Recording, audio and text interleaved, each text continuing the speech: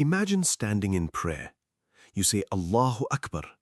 But what if your prayer isn't even valid because your ghusl wasn't done correctly?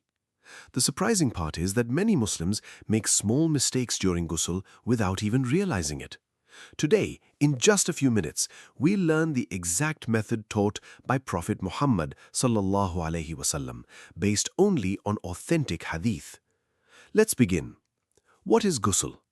Ghusl is the complete ritual purification required after major impurity such as janabah, the end of menstruation or postnatal bleeding. Allah says in the Qur'an, "And if you are in the state of janabah, then purify yourselves."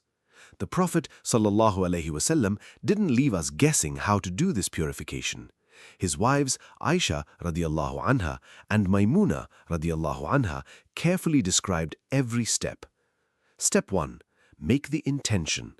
Begin by making the intention in your heart that you are performing ghusl to remove major impurity for the sake of Allah. There is no authentic narration that the Prophet ﷺ verbally pronounced the intention. The intention is in the heart. Step 2. Say Bismillah. Begin in the name of Allah. Many scholars recommend saying Bismillah before starting purification, just as we do before wudu.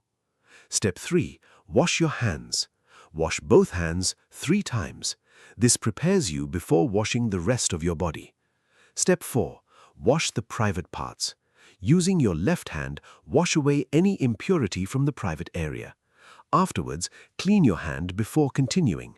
This is exactly how the Prophet ﷺ began his ghusl. Step 5. Perform wudu. Now perform wudu just as you would for salah. Some narrations mention that the Prophet ﷺ delayed washing his feet until the end if he was standing where water collected. Either method is authentic. Step 6. Wash the hair. Run your wet fingers through the roots of your hair until the water reaches the scalp. Then pour 3 handfuls of water over your head. This ensures that every part of the scalp becomes wet. Step 7. Wash the entire body. Now wash the entire body. Start with the right side, then wash the left.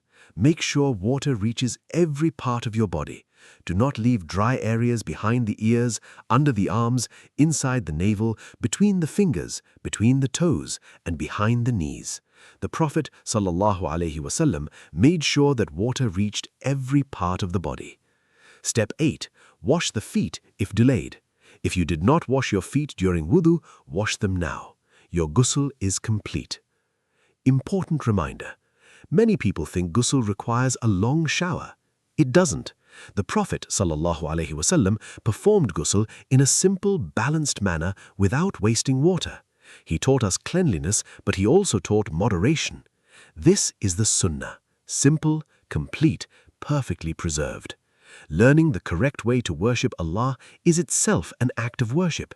Every time you perform ghusl according to the Sunnah, you're following the footsteps of Prophet Muhammad sallallahu alaihi wasallam. May Allah purify our bodies, our hearts, and our deeds. Ameen. If this video helped you understand ghusl more clearly, consider sharing it with someone else. Perhaps one share could help someone perfect their worship for years to come.